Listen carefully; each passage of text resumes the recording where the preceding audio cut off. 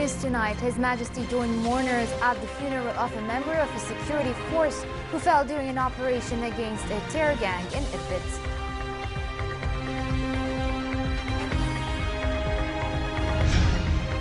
The Prime Minister declares a total success the Irbid security operation in which 7 members of the Daesh-affiliated terror gang are killed.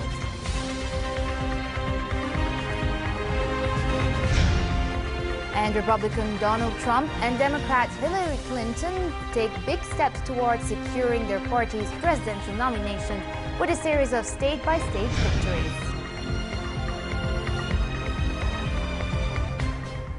Good evening and welcome to a new edition of the news. His Majesty the King, the Supreme Commander of the Armed Forces, joined hundreds of citizens at the funeral of Captain Rashid, who fell martyr in the line of duty.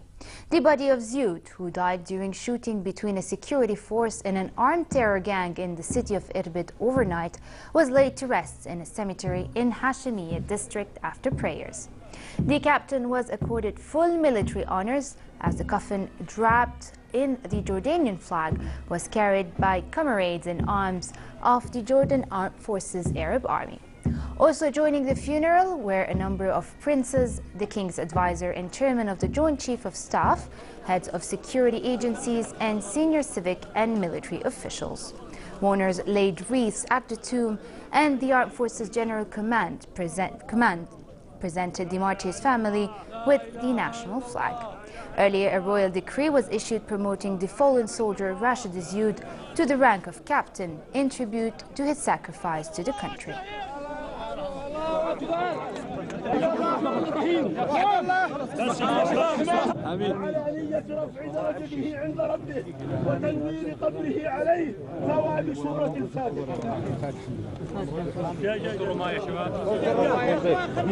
شوية محمود شوي.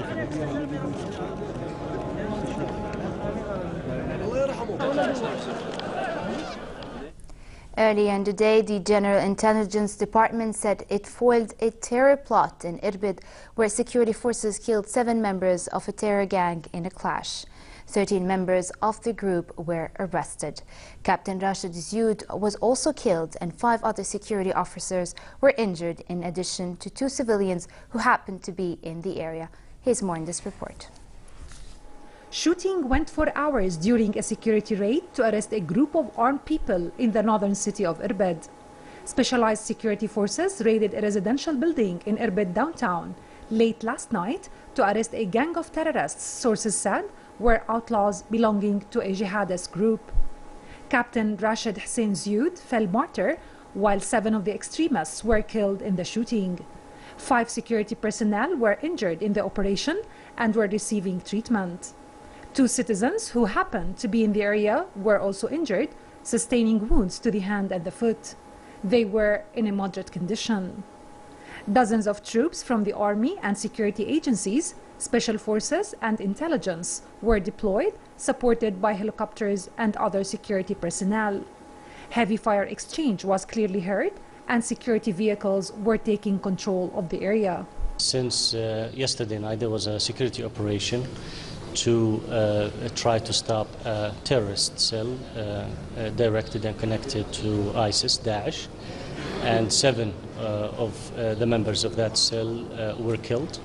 13 were arrested before that, several days before, and that came as a result of continuous security investigation and follow-up on some information that we received.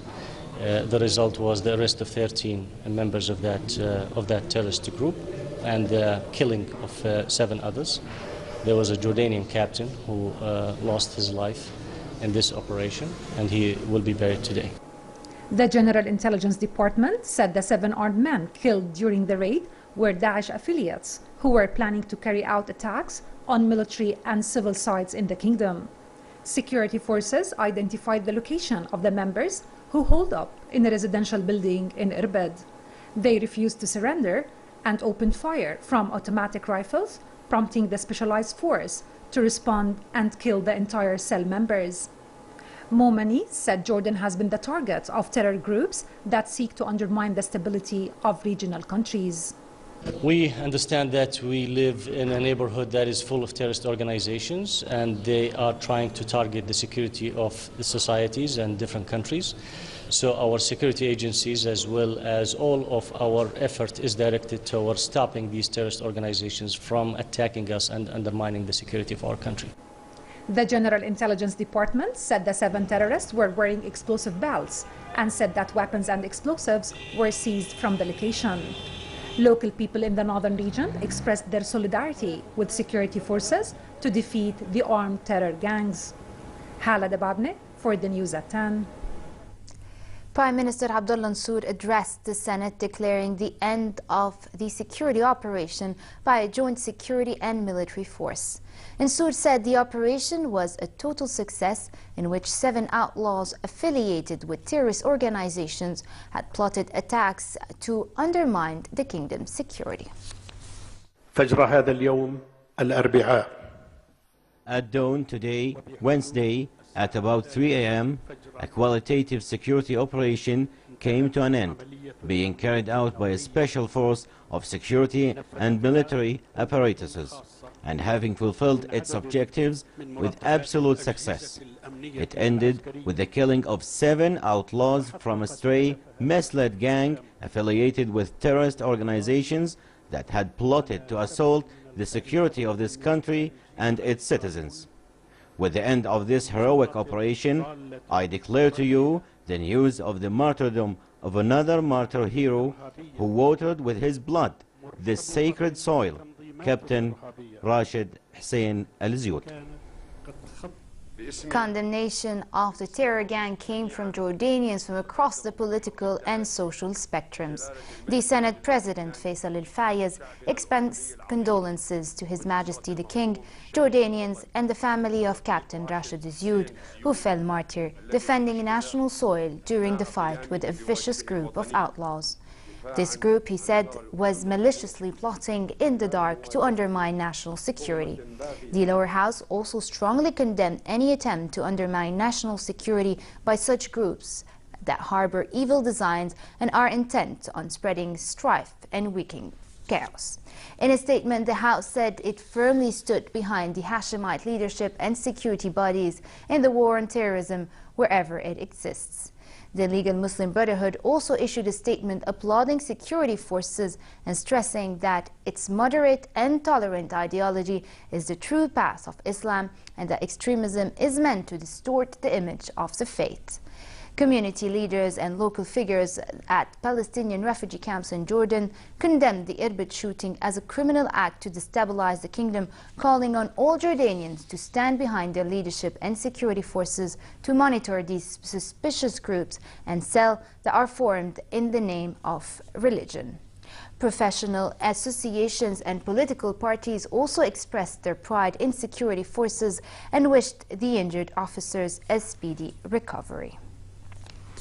The Senate has passed the 2015 elections draft law after making minor amendments to the key legislation, which was earlier endorsed by the lower house. Senate President Faisal Al-Fayez said the elections draft is another building block in the reform process envisioned by His Majesty the King. The election law and the other key legislations passed previously, including the municipalities, political parties and decentralization laws, underline that Jordan's reform are an ongoing process that will be held back by regional turmoil. The kingdom, he stressed, had the determination to turn challenges into opportunities toward building and progress. Fayez called the election bill a quantum leap in the reform drive that would enable the various political, partisan and national forces to form coalitions and electoral lists. U.S. Special Operation Forces captured a significant Daesh operative in Iraq, the first suspected raid by a new force sent in recent weeks to target the jihadist group's fighters and leaders. The New York Times said the unidentified detainee was being interrogated by U.S. officials in a temporary facility in the Kurdish city of Irbid, but the defense officials it cited provided few other details. A Pentagon spokesman declined to comment on details to the force's mission, but said any detention would be short-term and coordinated with Iraqi authorities. Israeli forces shot and killed 2 young Palestinians after they allegedly tried to carry out a stabbing attack in the Jewish settlement of Eli, south of the city of Nablus in the occupied West Bank. The Palestinian Ministry of Health identified the latest victims of Israel's shooting as Labib Hazzam and Muhammad Zaghlawan, both 18 years old, from the nearby village of Qadyut in Nablus. The victims' family hoped that Israeli occupation forces would hand over the bodies of the 2 men during the coming hours.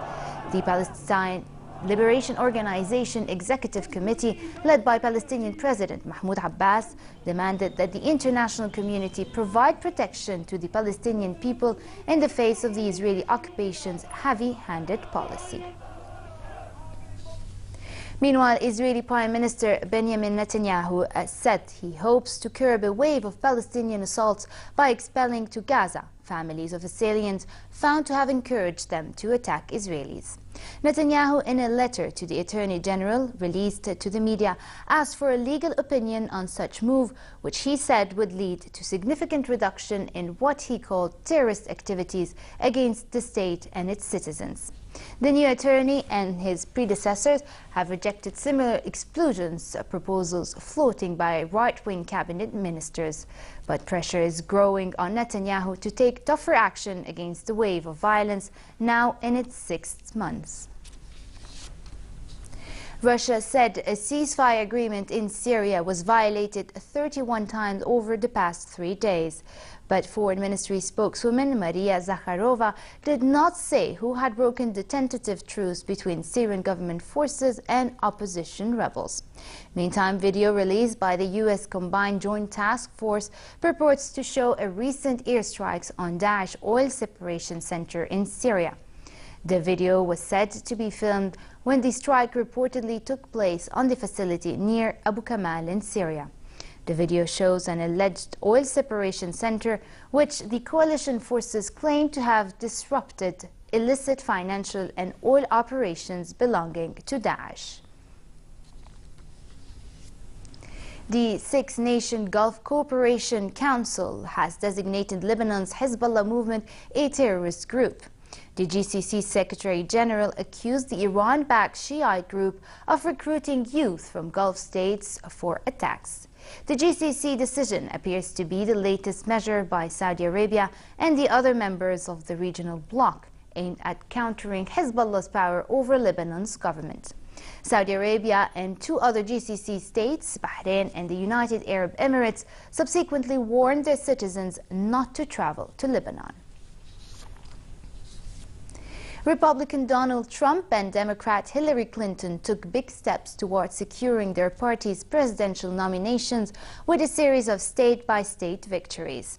But the rivals have vowed to keep on fighting. The 2016 campaign's biggest day of state-by-state nominating contest, Trump and Clinton proved themselves the undisputed frontrunners to succeed Democrat President Barack Obama. Now they're under pressure to show they can unify voters in their respective parties before the November 8th election, and in Trump's case, avoid a potentially disastrous split in the Republican ranks. U.S. networks projected Trump won 7 states, with victories stretching into the deep South and as far as north as Massachusetts. The victories added to a sense of momentum Trump has built last month by winning 3 of the first 4 contests.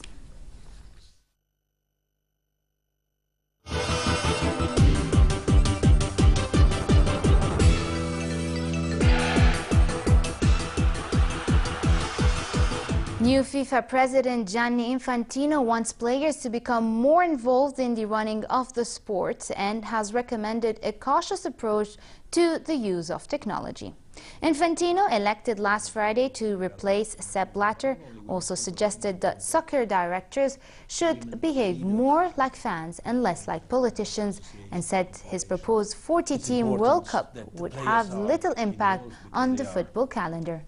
Infantino has inherited an organization which has been plagued by scandals over the last year. To the players, we need to listen to their voices, to their experience. Turkish champions Galatasaray have been banned from European competition for 1 year over the club's failure to meet financial fair play regulations designed to limit losses. Galatasaray's chairman last month said the Turkish champions had lost about 164 million euros over the last 3 seasons, overshooting guidelines set by European soccer's governing body UEFA. Galatasaray were expecting a 2-year ban, but UEFA said the suspension would only be extended into a 2nd year if the club loses more than 10 million euros this season. And finally, dry and dusty in many regions with southeasterly moderate winds picking up at times and some medium and high clouds. In the late hours of tonight, wind will turn northwesterly and temperatures drop gradually and skies turn partly cloudy with a chance for light showers and possible thundery outbreaks, particularly in the north. Tomorrow, temperatures will drop to become around the annual average at this time of the year, creating relatively cold and partly cloudy conditions with showers in various areas that could be accompanied by thunder and lightning. The Gulf of Aqaba, it will be warm and dusty tomorrow with some low clouds, northerly moderate to brisk winds and choppy seas. Next are the lows and highs for tonight and tomorrow.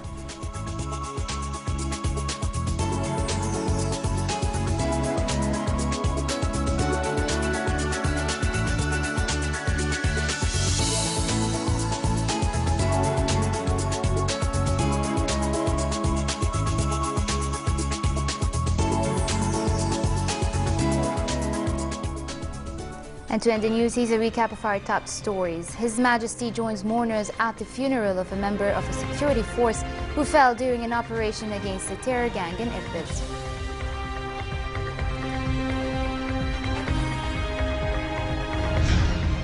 The Prime Minister declares a total success the Irbid security operation in which 7 members of the Daesh-affiliated terror gang are killed.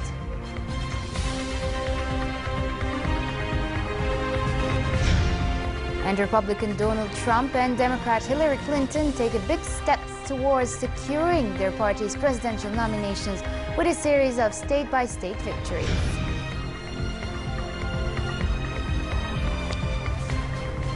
And with this we come to an end. I'm Farah Ajlouni. Thank you for watching and have a good night.